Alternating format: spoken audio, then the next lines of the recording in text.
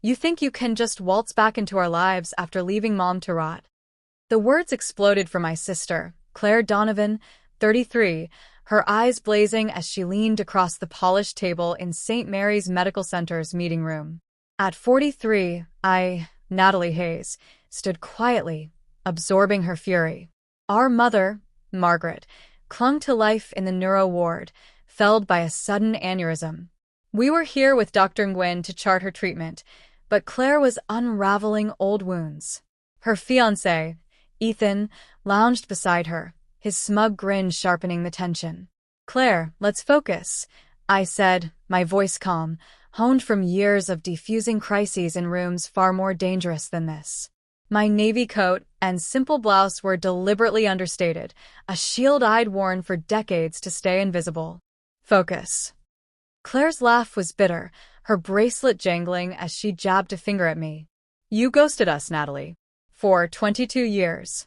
Mom thought you'd overdose somewhere. And look at you, dressed like you're one step from the street." Ethan nodded, his tone venomous. "She's got a point. You look like you've been scraping by. What's the story, Natalie? Halfway house? Psych ward? Mom always said you'd end up a nobody."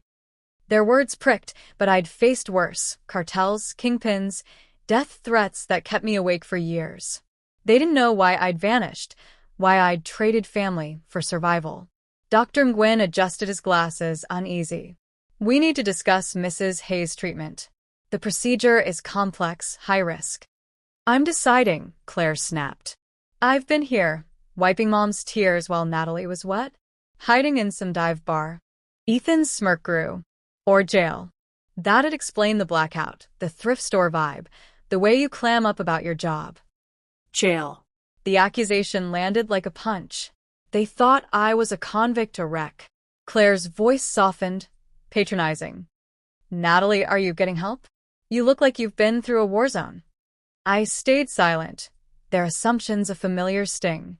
They didn't know I'd spent 2 decades dismantling trafficking networks, locking up predators whose names dominated news cycles, all while living as a shadow to protect them. Dr. Nguyen tried again. "The aneurysm surgery. She's not fit to decide," Ethan cut in. "She's probably unhinged." My secure phone hummed in my pocket, the one reserved for crises. The screen read, "Chief Counsel Urgent." "I need to take this," I said, stepping into the corridor. "Hayes," I answered, heart pounding. "Natalie, it's chaos," my deputy, Lisa Torres, said. "The Navarro case just imploded. Judge Callahan wants you in chambers in an hour.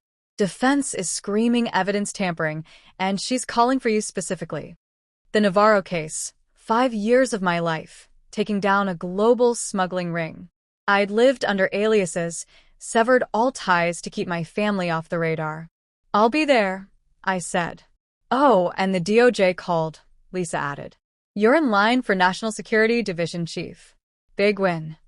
I hung up, the collision of my worlds dizzying. In that room, I was Natalie the failure. Out here, I was Natalie Hayes, Chief Counsel, the lawyer who'd never lost a high-stakes case. Back inside, Claire and Ethan were murmuring to Dr. Nguyen, their faces smug. "We were just saying," Claire cooed, "Natalie's not stable enough to make decisions." "Stable?" I asked, eyebrow raised. "Your obvious breakdown," Ethan said. "Addiction, maybe? You're a ghost of yourself." The door opened. My aide, Marcus Lee, entered, his briefcase snapping shut. "Chief Counsel Hayes," he said, spotting me. "Judge Callahan moved the Navarro hearing. We need you at the federal courthouse now. Defense is questioning your clearance," but he chuckled.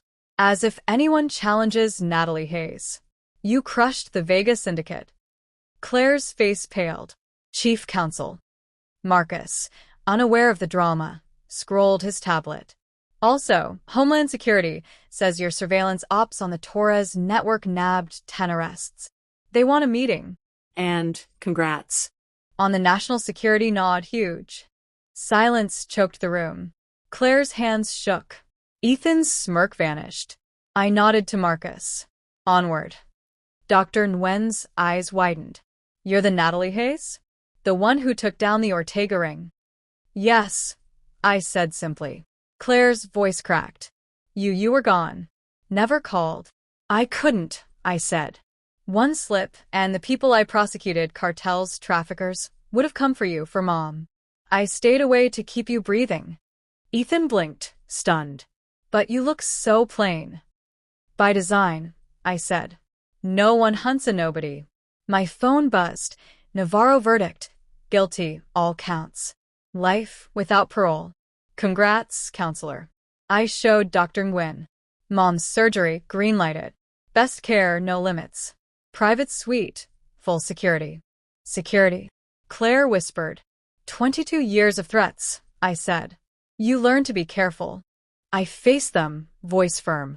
You thought I was broken. Mom knew I was fighting monsters who'd burn our family to ash. She kept my bar admission photo, my case files, my secrets, because telling you could have gotten you killed. I pulled out a creased photo. Me and Mom at my DOJ induction, her eyes proud. Scrawled on the back, my Natalie, protecting us all. Claire's tears fell as she held it. Mom knew. Every case, every risk, I said. She carried my silence to keep you safe. Dr. Nguyen coughed. The surgery. Authorize it, I said. My office will handle security logistics. Ethan stared, speechless. You're really chief counsel. Chief counsel, unbeaten record, I said. Soon, National Security Division chief. As I moved to leave, Claire grabbed my wrist. Natalie, we're sorry. We didn't know. You weren't meant to, I said, pulling free. That was the deal. Ethan's voice shook. Why now? Navarro's done. The last big threat is caged.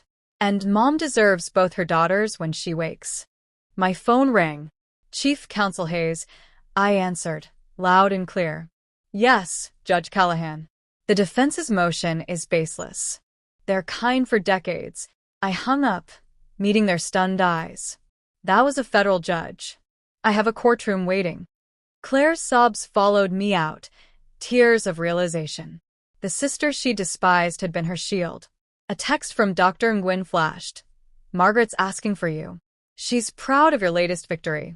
I slid into my unmarked sedan, the armor of anonymity still fitting snugly. But as I drove to the courthouse, the burden of my family's scorn lifted. I'd carried it alongside justice's weight, and now, only the fight remained. The girl who'd argued with shadows had become the woman who silenced criminals, and tonight, Natalie Hayes was free to be both daughter and warrior.